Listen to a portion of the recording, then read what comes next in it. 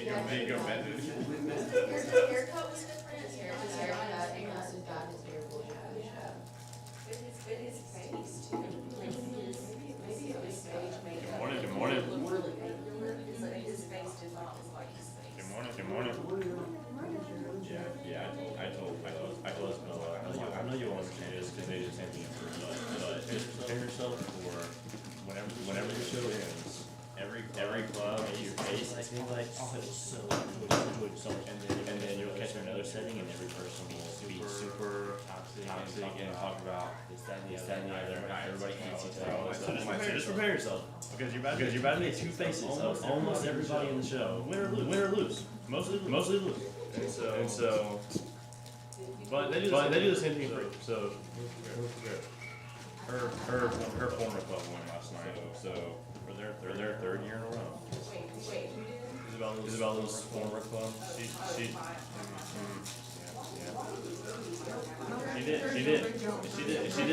And she wanted to be. They had her. They wanted to be so they kicked her out. Right? I know. Wait. She's the most likely. I'm very aware. Probably why I kicked her out. Yeah. I was hoping they'd lose just for that, to be honest. That's actually insane. Yeah. She's sent up. That's why I didn't. She was in and out. But I was like, I don't want to watch a bunch of strangers. Yeah. But for them, it's like there's like 80 people in the show, and so or more, and so it's like. Even if you want to be in it, you might not. You have to actually try out, and they choose, and all that kind of stuff. So it's a different. They also start prepping the semester before, and it's a much better system. But Summer retreats. yeah, they're coordinators. Yeah, sorry, yeah. Like they get together in the summer and they'll like retreat together and come up with their ideas. Wow. Yeah. It actually sounds horrible, but that is what they do, and it is a better system. But it sounds horrible. Yeah. Anyways. All right. Well.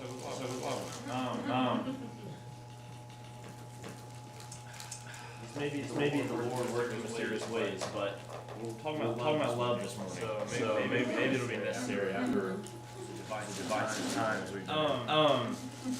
Also, man, thanks to the Grover for staying strong. Make sure to jab all of the guys who slept in this morning and say, hey, I actually thought y'all were Christians. I thought you wanted to be Christians. So, anyways, I say that only half joking.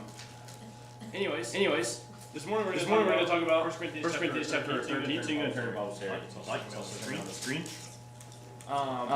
Let's give a quick recap from chapter 12. That was last week, but I know that half your minds were here and half your minds weren't last week. And so now we have half our minds here and half our minds in bed. But for that half of the mind, maybe we can recall some of chapter 12. So in chapter 12, Paul started by addressing this new issue with Corinth, which was spiritual gifts. He said, hey, I don't want you to be uninformed. You're ignorant right now, and let me help you with that. So he says, just some general points here. All gifts are from the same Spirit. It says that in verse 3. And the Spirit gives the gifts based on choice. Verse 11 and verse 18 both times talk about how God's choice on how this works out. Each gift has a function that is necessary. And every member of the church has a manifestation of the Spirit that can be shown through whether it be ordinary or extraordinary. I heard someone describe it that way recently, that I prefer to say miraculous and non-miraculous because less syllables, I think. And so you have just ordinary gifts of the Spirit, things of the Spirit that you maybe more inclined to do, your disposition leans toward. And then you also have extraordinary, miraculous gifts of the Spirit. And so, in the church here in Corinth, but if these gifts aren't happening or functioning properly, then the body isn't functioning properly. Remember we talked about the body and the church and the members. So talks about verse 27 to 30 as we get towards the end of the chapter. There are multiple ministries, multiple gifts, multiple services that God has instituted in the church so that the church grows, so that the church can be taught. But that all should strive for the higher gifts, for the greater. See that in verse 38 beginning. These gifts that we said don't require interpretation. And I think that's where Paul's going to get here in chapter 14. So we're gonna try it. We won't get through all of chapter 14, but we'll go as far as we can, and then we'll see from there what will be best to do. So we're running out of Sundays, so we're cramming. Now he ends chapter 12 with. But let me show you a more excellent way. I think I recently saw it in a way that's beyond comparison. Put it. And so that we all must see, we all must use. What is this more excellent? So now we get in chapter 13. So let's dive in and talk about a couple things here. So can someone read verses 1 through 3? Do I speak with the tongues of men of angels, but have not love, I become sounding brass or exceeding cymbal. Do I have the gift of prophecy and understand all mysteries and all knowledge, and all that I have faith, so I can move mountains, but have not love, I am nothing. And do I bestow my days to be the poor, and do I give my body to be burned, but have not love, it profits me nothing. Okay. That was a valiant attempt at the last voice. I appreciate that. Okay, so reading these first three verses. Let me first have. So Paul some of the importance of love. Each section. I think we have about 3 sections in 1 Corinthians 13 that we're going to talk about this morning at least. And the title from the first one for our sake is the importance of love. So in this section is Paul being literal or figurative with how he's talking? Is he being literal with a lot of his descriptions, or is he being figurative? It's important to know for now. So what do you think? Based on the context, some of this might be quite literal. Okay. And in what way? A lot of these are the gifts that you just got done talking about. Okay, sure. So some of these are realities in that they are true and literal for them in this context. That's true. Anybody see anything different? Well, he uses figurative language to explain something literally. Sure. You're obviously not noisy gone. You're not going to transform into that, but it's like that. Right. Okay. And so y'all kind of balancing the point out is that he's using some figurative language, but he's obviously getting to real truths. And some of this is like some of it is real. I don't want to say real truths as opposed to fake ones, but he's getting into what is reality for them. And sometimes he's using figurative language, sometimes he isn't. And there's a reason I bring that out. He's doing this to make a point. Is even the greatest abilities, even the greatest acts that are available to the Christian and to beyond those things mean nothing if they're not done within a loving framework. So he's really trying to talk up that idea to help you understand that. So it's like to the degree, like as far as you can go, as high as you can make, as great as you can make the act or the ability or whatever, if it's without love, and that is his main point. And so the whole section is meant to emphasize how important it is to love. Now there's a few times through here. We're gonna balance. Okay, so we're gonna balance. What does Paul say? And what are the main things that we need to get? We're gonna try to never really leave that strain. But a couple times we do need to address some things that may be confusing for us, or other people may use to say, hey, this is why I believe tongues are happening now, and this is what tongues actually are. And so since that's the main point of Paul's letter, and it has become so misunderstood in our religious world, then we're gonna have to kind of balance both the Corinthian world and our world a little bit throughout this study. So if you have any questions, then let me know. This is the first time we're gonna do that because he says in verse 1. If I speak with the tongues of men and of angels, but do not have love, I become a noisy gong or a clinging cymbal. Okay, so some people believe, when they're speaking in tongues, they're making these kind of unintelligible noises. You can't understand the noises that Paul is saying. There is the tongues of men, what I'm speaking to you right now, a language, and then there are the tongues of angels, like I'm talking directly to the heavens, and it is a language for only them to understand, and that's why we need an interpreter. Okay, so last class we talked about tongues and how, and we're gonna talk about it again here in a second. Talk about how it's a language. We talked about the 2 points of the 2 reasons that tongues even occur in the first place, right? One was to teach, and one was to be a sign that the Spirit is working in this church. And for unbelievers, it's a sign as well. We'll get there in chapter 14. Hopefully shortly in this class. Okay, all that said, the question would be: Is there an angelic prayer language that Paul is referring to here? Okay, well, no, because in context, like when Brooks is pointing out, all this is figurative. Okay, so you go down the line. It always is helpful. If you isolate one verse, then you think, oh my goodness, what do I do? But if you look in the context, it almost always is going to help you. And so you got to look at the context. And how many times in this context are you seeing figurative language? Pretty often, right? And so if all of this is figurative, you're going to read all literally, then you've got to take some of this other stuff literally too, and say, well, we can actually remove mountains. Okay, well, is that true? No, probably not. I don't think that even the early church could have the faith just be like, let's move that mountain, right? And so he's speaking figuratively. We got to use that principle all the way through, even in this first verse. So what would he be trying to say? Paul's taking everything to its greatest or furthest extent, really trying to make this point. And so he says, well, the highest conceivable form of speech would be talking to angels, especially for the Jews who see angels. That's kind of his own thing altogether. But essentially he's saying even in the highest form of communication without love is worthless. And so like elevating tongues to a place that it doesn't even actually stand. Even to that degree, without love it's still worthless.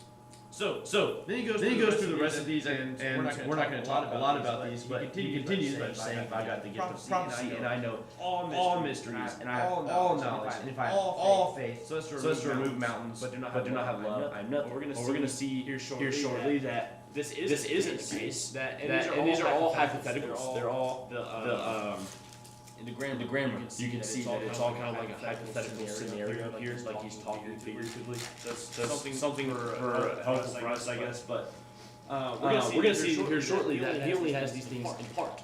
That the Corinthian world, that the early church only has these things in part. And so we can already know that he's kind of talking about this metaphorically or figuratively. Says, if I go all my pieces to be poor, and if I surrender my body to be burned, which is sure it can happen, but it's like the highest degree, I guess, of martyrdom. But do not have love, profits mean nothing. Okay, so we talked about the importance of love. Now he's going to go on to describe love, the description of love. So I'm going to read verses 4 through 7, please. Love is patient, love is kind, and is not jealous. Love does not brag and is not arrogant, does not act unbecomingly, does not seek its own, is not provoked, does not take into account a wrong suffered, does not rejoice in unrighteousness, but rejoices with the truth. Bears all things, believes all things, hopes all things, endures all things. Okay. So love is described using 15 verbs. Two of them are love is this, and there's a bunch of love is not this. And then it talks about what love does not do, and then the end talks about that basically the endurance of love, how it always is. So you get 15 verses. It's worth noting that Paul isn't describing necessarily the love of people or even the love of God, but love itself. Now God shows this love perfectly, and humans are to love God and others with this kind of love. So this is a section that we use at weddings a lot, right? Like this is the love chapter, is the love section, and we talk about love at weddings. And I guess that's appropriate, right? Because I mean, especially considering how warped our society's view of love and marriage has become. But this was meant to show the framework within which they were to use gifts. So while this is kind of like our this is a description of love, period. We always need to keep it in context. For this context, this is Paul saying we're treating each other this way, especially in how we use our gifts. This is what we're keeping in mind. It's not for self-gain or elevation. Okay. Now, as you look at this list, are there any that stand out to you or maybe that you consider noteworthy when considering the context of spiritual gifts and how the Corinthian church may be using them. But there need to stand out. Oh yeah, that was probably important.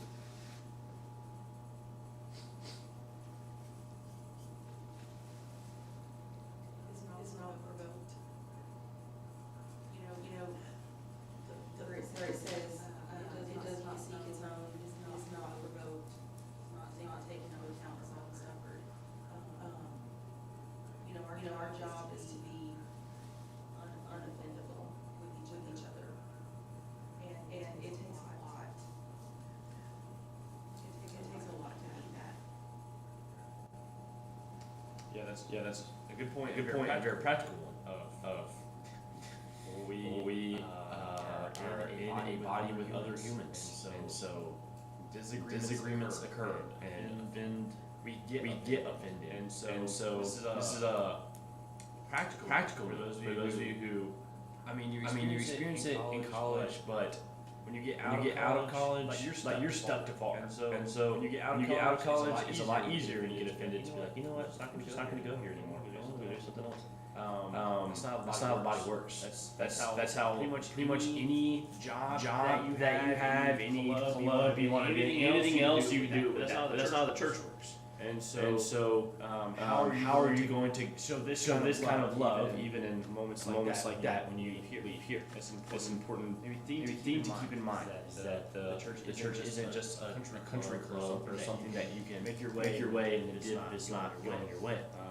So how do you make relationships work even when love is trying to be provoked? That's a good point. Is there anything else before we move on? It's not perhaps and it's not arrogant.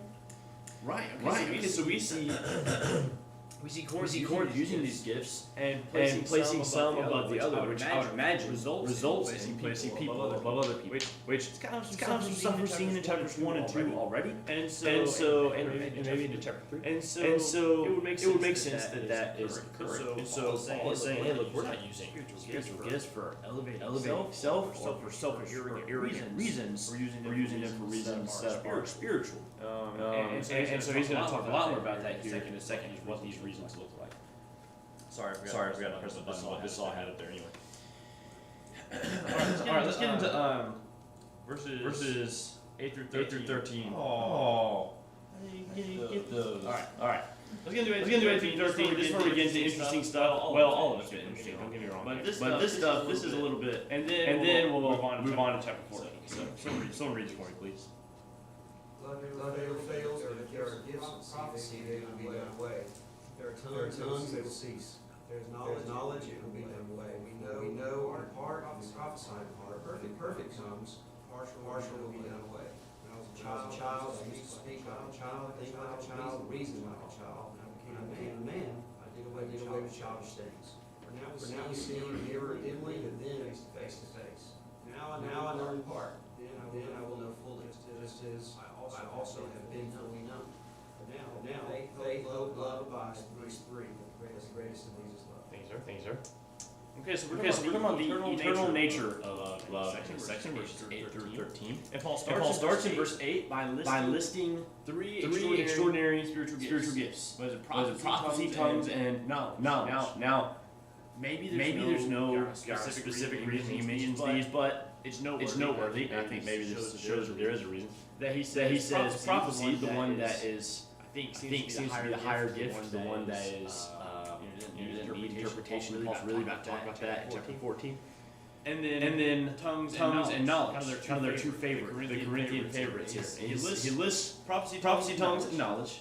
And all of these, he says, are going to be unnecessary. He says prophecy will be done away with. Tongues will cease. There's knowledge, it will be done away.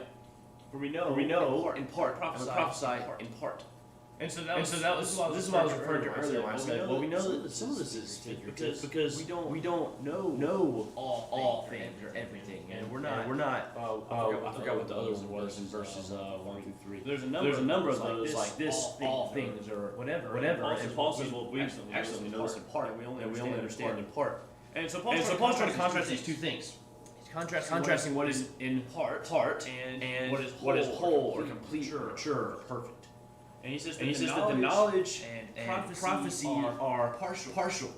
In verse 9. Notice how he kind of does away with tongues here. I don't know exactly why. We know in part, prophesy in part.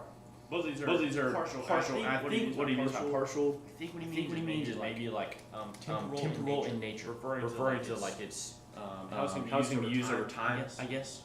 And he says when the perfect comes, partial will pass away. Okay, so what is the perfect? I've got some. These are going to pop up on the screen. We'll have some options. So let me preface with this. This is something that traditional we go to and say, okay, well the perfect is the word. I've actually never heard until somewhat recently. Never really heard another option. I've just always heard the perfect is the Bible. And I've been like, all right, good enough for me. Check. But let me encourage you with this before we get into this. I'm not gonna say anything necessarily groundbreaking, but I always want to remind us when we get to text that maybe we as a church use often as like a maybe a defense, one that we're pretty passionate about, whatever. We have a number of texts that are kind of like, hey, we go to this text. And so it's always important when we get to texts like that to take one step back, maybe two, and make sure that we're looking at it as the original author intended. Right. We talk about this. If you take an understanding of biblical literature, you know how this goes because we go to the text not to see what do we want to know or what can we immediately apply. What is the author saying?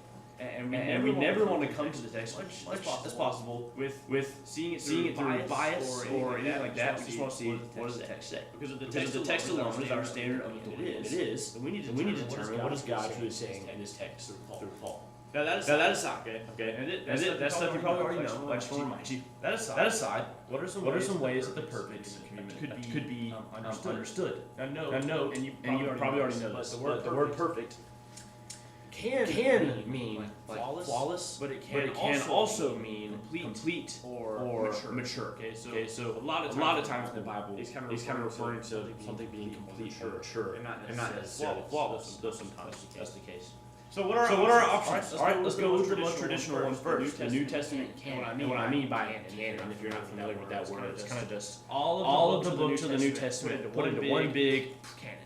Okay, and so the Bible is kind of referring to here. So this argument would say we're talking about what is the perfect. When the perfect comes and these gifts are done away with, what is that perfect thing? So he says this argument would state that the perfect occurs when God's word is finished in its totality. At this point, when God's word is finished, then gifts would be unnecessary because God's perfect word exists, and we have the rational capacities or abilities to read it, to understand it, and to live with discernment based on what the word says. Now this is like I said, kind of the traditional interpretation of the church. Everywhere I go, pretty much, this is what I've heard it said. This interpretation has one kind of main early source, but he's probably 4th or 5th century, so it's a little bit later. And what I say is early source is there's a guy from a long time ago who agrees, says like maybe it's this. We've got about one person, one main person that says that. I'm sure there may be some others that I'm just not familiar with. But this view really kind of starts taking off the whole that the perfect is the word. Really starts taking off around the time of David Lipscomb, which is like early 1900s, late 1800s, and it seems to maybe be kind of a response to.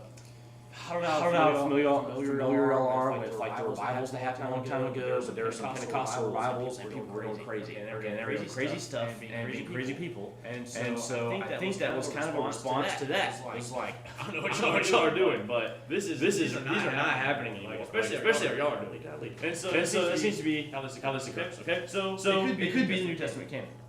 Let me reveal to you a couple other options and you can study and decide. Call me heretic if you want. So this view kind of argues that the return of Jesus, the second, argues that the perfect is the event in the end when Jesus returns. And so this would argue that gifts will no longer be necessary in the end because Jesus will be in our presence and the plan of God will be complete. So this is So this is the dominant view, and scholarship, and by far has the most early sources, like the most early writers, even to the first and second century and so on, are kind of attesting to this one, to the return of Jesus idea. Now, before I don't think you are, because I don't think you I are. don't think you are. But before you're like, whoa, Nate, are you saying that gifts are so happy? Like, no. I say, like, we'll get there in a second, and we'll talk about that. But this view, while it may, and I guess you have to hear me closer, but it may permit gifts to continue. Like, you can't. If it's the return of Jesus, you won't be able to go to this verse and say, see, like.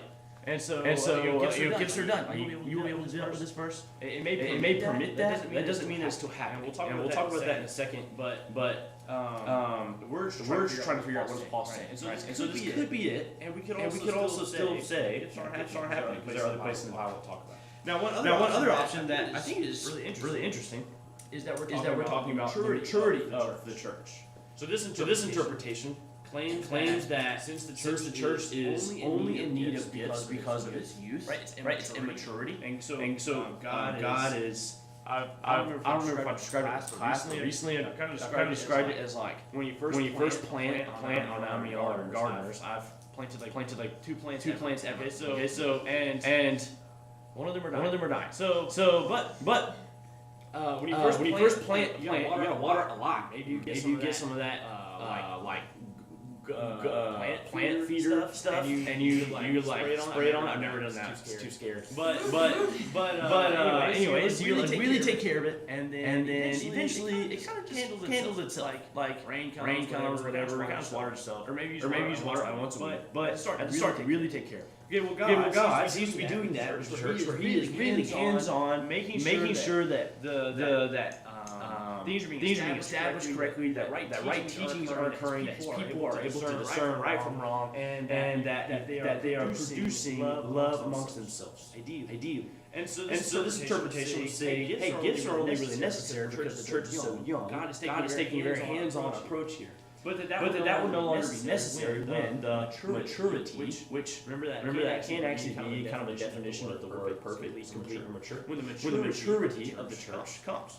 So essentially, when the church learns to love God and others with this kind of love, then gifts will be less necessary. It seems to be if you take that interpretation. It seems to be the point. Now that may not be a definite point. Like okay now and the gifts are gone, but it could kind of fade over time. Like the church is growing, and so gifts are less necessary over time. And so this view does have some kind of scholarly support, but virtually no early people are saying that interpretation. But it also may be the most consistent with how Paul uses the word perfect. He uses that word in this way fairly often. And when we think about the growth of the church, like in Ephesians chapter 4, verses 11 and 12, where he lists prophets and apostles, all of these ministries and offices, and he says they're all for the edification of the church. It may align with this best. And so there are multiple options here. Now I'm unsure of where I would stand on how to interpret that exactly, but I think it's worth noting that none of these are like commands or say yes, gifts are still happening today.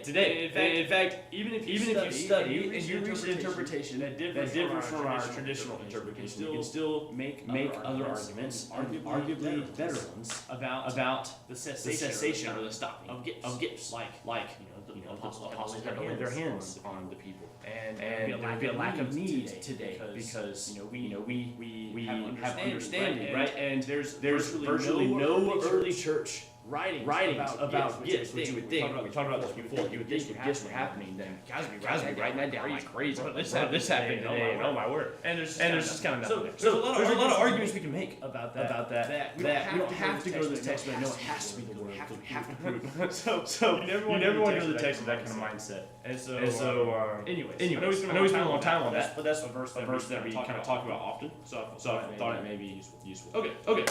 Let's get into verse 11. Now, how you interpret the whole perfect thing can greatly affect how you interpret the next couple passages, and so especially this one. And so it's hard for me to go into like lot of detail here, but if you interpret this verse 11, let's remind ourselves. When I was a child, I used to speak like a child, think like a child, reason like a child. When I became a man, I did away with childish things. By the way, if anybody ever has a comment, please raise your hand. Last week, Ms. Brooke came up to me and gave me such a good comment. I was like, man, if I wasn't a moron, then I would have just said, hey, by the way, if anybody has any comments, and Ms. Brooke could have told everybody that. And all that. But anyways, I get carried away sometimes, so I apologize. Okay. How you see the perfect thing is kind of going to affect verse 11. So if you interpret verse 10 like the perfect is in light of the end, this is the return of Jesus, then you're going to read this as Paul saying that behavior when you were a child is not appropriate for behavior when you're an adult. There's a different time period here. So what you do in this time period is not appropriate for what you do in this time period. Maybe that makes sense. But if you interpret perfect as God's word, or even as the maturity of the church, you'll read this as kind of an emphasis on growth. Like over time you mature. You start here, but eventually you're going to be here. That seems to be like cold reading. That seems to me more of like what Paul is doing. But I can see both. And then verse 12, I think pretty much everybody agrees on what's happening. So I say that I'll probably just be there's probably other people, but it appears that we're talking about meeting our God here in verse 12. He says, for now, this time period, we see in a mirror dimly, or some translations say indirectly. And I think this was cool note here, particularly notable for Corinth, because Corinth was like known for making really good bronze mirrors in their time, in their area. So I thought that was cool. So they're big mirror people. And so the point seems to be that we can see God in the mirror, like we can know in part and prophesy in part and such. But there will come a time when we get to see God face to face. We don't have to look at him through a mirror, indirectly or dimly, but we can see him right in front of us. And it's something that is impossible for now. Right? I think about Moses in Exodus 33 or Exodus 34, where I think maybe it is 30. Anyways, where he says like, let me see your glory. God says, I can't show you my face. I can't show you who I truly am. Yet that comes later. And there's gonna be nothing between us in this moment, which I think is a beautiful thing, because it's been that we will fully know God as He does us. What a cool thought that is. That His knowledge of us is immediate and it's without barrier. He knows all about us. And we are going to be able to have such a communion with God one day that we will be able to fully know Him as well. That's a pretty cool thought. Being that is so incomprehensible to us now, perfectly comprehensible to us when we are in heaven and we see Him face to face. Now, verse 13. Says, but now faith, hope, and love abide, these three. The greatest of these is love. Let me ask you, why is it that love is the greatest of these three? How does love stack up? Why would love be considered greater? It has to be foundational. It has to be our core. Without love, you can't have faith. You can't have hope. You can't have any of those other fruits. It all has to come from a pure place with the best and most sincere of intentions. That is love. And you hear the phrase, "Well, God knows my heart," and that is overused. And we laugh at that sometimes. However, when a Christian is saying, this came from a place of love in my heart, like I think that you can believe it. That sometimes we don't understand why people do what they do. But if a person is telling you this is coming from a place of love, I'm sincere in this, I think that you can trust it. And it kind of goes back to that not being easily provoked. All those things. Love is patient, it's kind, it's not easily provoked. If we all have that kind of love, we all come from that place of sincerity, then we can believe one another. We say, this is coming from a good place. Yeah, love. That's a good point. Love is foundational. I think that's why it's listed first in the fruit of the Spirit of love, joy, peace, patience, kindness, and going on. Even faith on this is on there, and love starts it. I think it's foundational kind of everything. If we're gonna look in the immediate, and I think that they go hand in hand here, is that love remains. Look at verse 8. Like love never fails. This is a segue from the description of love to here. We get the segue of love never fails, and they talk about all these things that will fail. They'll be destroyed, put away. They'll be unnecessary. But love never fails. And will always remain. Each of the other two, faith and hope, are vital on this earth. There will come a time when we no longer need faith and no longer need hope because we'll be face to face with our Father. Our love for God will remain. Yeah. I could be wrong about this, but on the surface, it seems like love also has the most impact relationally. Not that faith and hope can't have an impact relationally. But love seems to be that thing that there's no way around it. It's got to affect your relationships with other people, especially our church, and that's what they say. And so maybe the greatest of these say this is the one not only that you need most right now in the sense of their immediate problems, but for the rest of us, most of our problems with each other are probably not solved by faith or hope. They're just not. Indirectly maybe. Love would absolutely immediately address almost every relational problem that a person could have.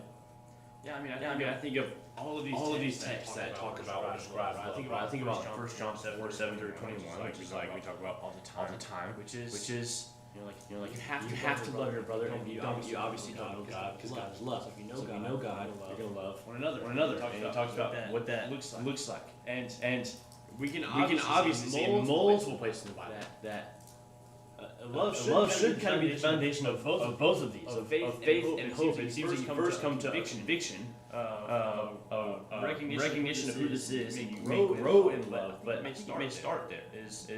And so there's a number of ways I think we could address that. Most immediately, he's just talking about time, like what is temporary and what isn't. It seems that most immediately Paul's talking about, but love's gonna always last. But practically, and I think that's an element of this text too. We can see, but when it comes to relationships and how you use what is spiritual and from God, love is the only framework here. Like it's the only lens, the sunglasses that we wear to see the whole world. Love is the only thing that dictates all. It has to dictate all. So it's very true.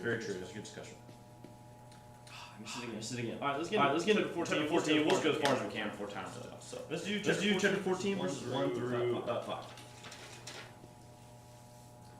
Pursue love, yet desire earnestly spiritual gifts, especially that you may prophecy. For one who speaks in a tongue does not speak to men but to God. For no one understands, but in his spirit he speaks mysteries. But one who prophesies speaks to men for education and consolation. One who speaks in a tongue edifies himself. One who prophesies edifies the church. Now I wish that you who spoke in tongues believed in one that you prophesy. And greater is one who prophesies than the one who speaks in tongues, unless he interprets to the church and receive edifying. Okay. So he starts with these two imperatives.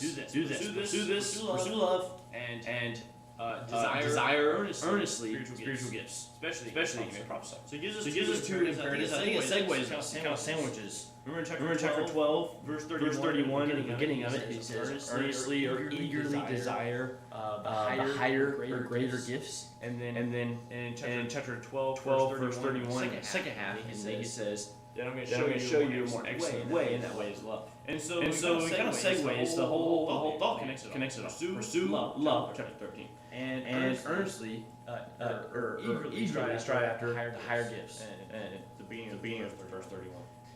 Now, what are the greater gifts? Paul seems to say, and we've talked about this time, that it's prophecy is the better gift to have. Why is that? It will follow on verse 2. If you speak in a tongue, you don't speak to men but to God, for no one understands. Now, Again, this is where we're gonna step into our day a little bit. Some people are gonna make a step and say, see, tongues is just a prayer language to God, the language of angels, and only God understands it, which is why it needs an interpretation. It can be understood. And so I'm speaking directly to God. But is that the case? Okay, well, let's start verse 2 at the very beginning. The first word is for, which is supposed to kind of explain. It's meant to explain the preceding verse. Prophecy should be eagerly sought after over tongues, because verse 2 cannot be understood without interpretation. You gotta have an interpreter understand it, and not just because it's only addressed to God, because people in the audience may not speak the language, can't understand. And so essentially, Paul says, for the one speaking in tongue does not speak to people because no one understands when it says speaks to God. And so if I were to get up as like I made it so to understand. If I were to choose to get up and by the Spirit start speaking Mandarin to you, I have no idea what Mandarin. It would essentially be as though I'm talking only to God, the one who is empowering me to speak this language that I don't know. Because I'm not benefiting anybody here. None of y'all, to my knowledge, know how to speak Mandarin. So it's not really helping anybody. This would be the problem. And so I think this is what Paul is getting at is y'all aren't talking to each other. And so essentially, you're only talking to God, the Spirit that empowers you, because He's the only one who understands. Nobody else does. That is the problem here. This is not that tongues is this kind of language. This is the issue. That they're not talking to each other. That's the problem. So he says, for one who speaks in a tongue does not speak to men, but to God. For no one understands. But in the Spirit, he speaks mysteries, which is also used in chapter 13, verse 2. Anytime you see the word mystery in the Bible, I'll say anytime, but most of the time, it's talking about the divine truth of God. God revealed this truth to people. Oftentimes, just kind of referring to the gospel. I think it's maybe that way in chapter 2. But he's talking about doing that in a Spirit-empowered way. So it says in verses 3 and 4, one who prophesies speaks to men for edification and exhortation and consolation. Note, especially the word edification. That's kind of the driving thought behind the rest of the chapter, how the church is edified. One who speaks in a tongue edifies himself. One who prophesies edifies the church. This is the one who prophesies, builds up, edifies the church. Again, kind of referring to Ephesians 11 and 12. Paul's already mentioned how love builds up. Chapter 8, verse 1. He said that a while back. And so this theme appears to be that the church should be actively seeking that which builds up the church rather than solely builds up themselves like tongues. So get to verse 5, and this seems like a contradiction, so I think it's worth noting. Now I wish that you all spoke in tongues, but even more that you would prophesy. And greater is one who prophesies than one who speaks in tongues, unless he interprets it so that the church may receive edifying. Now, I don't know if you remember, but in chapter 12, he kind of talked about the whole one body, and there's many gifts, but you're all necessary. And eye can't save the ear, and the hand can't save the foot. Remember, we talked about this whole thing. And we made this big point about how there's value in all of these things, and that there are many members, but one body, and we're all working together. And there's many gifts, but it's all from the same source for the same person. And so Paul gets here and says, but actually, the one who prophesies is greater. Now, this seems like a contradiction, but Paul's actually done this twice so far. Just in 1 Corinthians. I'm trying to keep track of these because I think this is a really interesting way that he argues. And so it's the third time where he starts in a section, and he says think about with whole meat offered to idols. He started chapter 8 with hey, we all know that there's one God, and you can eat meat offered to idols. Who cares? It's just idols aren't real. But then he gets into chapter 10 and says, hey, by the way, don't be eating that meat that's offered to idols. Don't be going to the pagan temples because of how others see you, because how the church sees you, so on and so forth. And you would think it's a contradiction, but what Paul's trying to get at is, yes, we obviously know that there is one God and the idols aren't real. He's not contradicting himself. He's really trying to get at that. Let's establish the foundation. And later say, now this is how it needs to look for you. You don't need to be doing it. Other people are going to illustrate the problem. Okay, well, we get here. And he's really starting in chapter 12 with the body is unified. All of these gifts come from the same Spirit. Quit elevating yourself one above another because the body has the same purpose. But then a little bit later he says, as he's kind of closing the argument, he says, all right, look, prophecy and tongues are both something to be sought after. They're both manifestations of the Spirit. Okay, but prophecy is greater. It's not necessarily greater because of the one who has the ability or the gift. I am not greater, and therefore I prophesy. But it's the fact that his gift doesn't need to be interpreted. Now note at the end he says that the greater is the one who prophesies, the one who speaks in tongues, unless he interprets. So the church can edify. So the prophecy is only greater than tongues, it appears, if it's not being interpreted. Because then it doesn't edify anybody. But when tongues are being spoken and then interpreted, then it edifies all. And so one again is not listed necessarily above another. So we were that time to get into the rest of this. And so I'll see what we're gonna maybe we'll have coffee, especially since y'all are doing it now. Or maybe we'll cover this Sunday and then we'll move. So I'll try to let you. But anyways, don't good to go. Thanks for your attention. Let me know if you have any questions.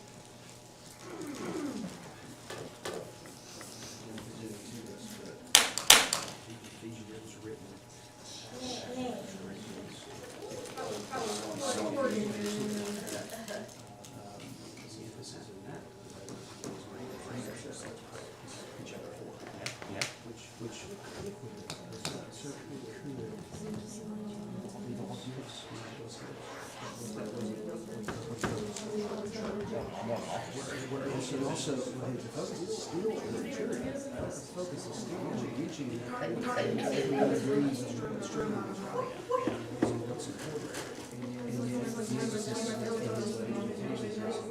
this is why I think these tools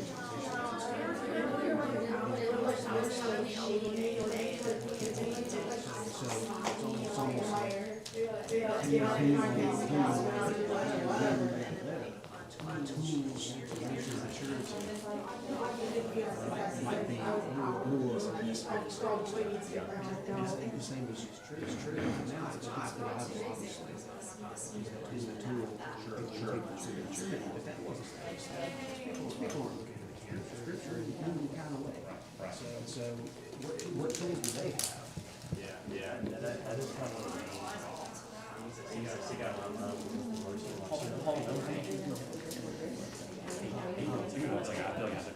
Hey, by the way, I made a joke earlier that I didn't ever think about. Just said, hey, y'all tell them I thought you were Christians.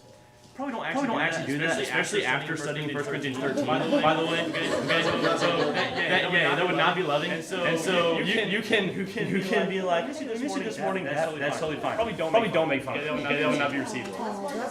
See, that's what I was worried about. Actually, specifically.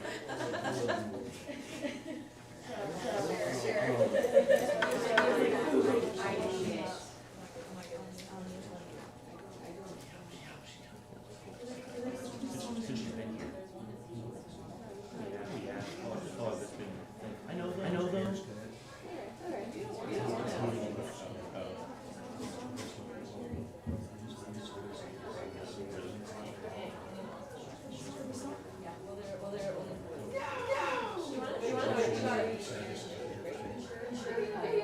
Thank you, I love you.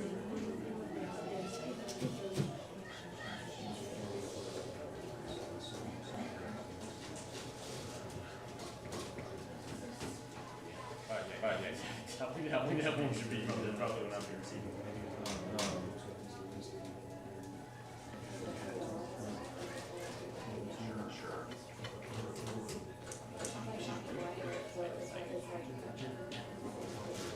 That might be the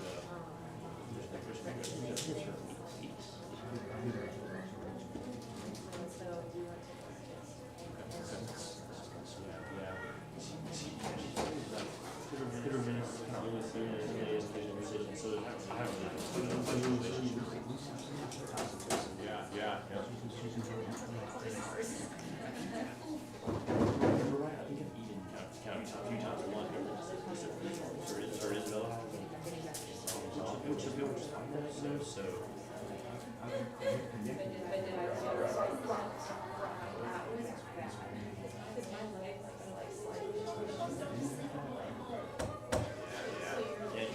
you are helpful in that way because there's a whole region of people that